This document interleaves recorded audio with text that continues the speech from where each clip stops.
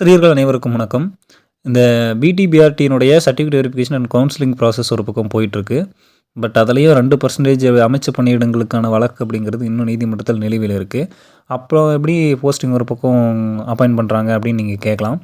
ஆக்சுவலாக அதாவது அவங்க வந்து அந்த கேஸ் ரிலேட்டடாக இல்லாமல், அதாவது ஆதி திராவிடர் நலத்துறை அந்த போர்டு மூலமாகவும், சென்னை கார்ப்பரேஷன் அந்த போர்டு மூலமாகவும் தான் கவுன்சிலிங்கும் சர்டிஃபிகேட் வெரிஃபிகேஷன் ப்ராசஸும் பண்ணிக்கிட்டு இருக்காங்க.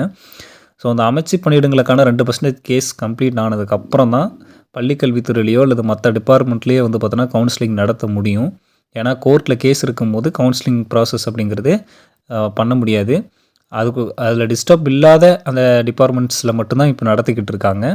அதனால் இந்த கேஸ் என்றைக்கு முடிவடையுதோ அன்னைக்கு தான் முழுசாக வந்து பிடிபிஆர்டியினுடைய இருக்கக்கூடிய போஸ்டிங்ஸ் எல்லாத்தையும் ஃபில் பண்ணுவாங்க. அதுலேயும் பிடிபிஆர்டியினுடைய வேக்கன்சி இன்க்ரீஸ் பண்ணுன்ற கோரிக்கையும் வலுத்திருக்கு. அதனால் கேஸ் முடிகிற வரைக்கும் இந்த அப்பாயின்மெண்ட் தற்போதைக்கு ஸ்டாப் ஆகி தான் இருக்கும். சரி, பொறுத்திருந்து பார்ப்போம் என்ன ஆகும் அப்படிங்கிறத. நன்றி.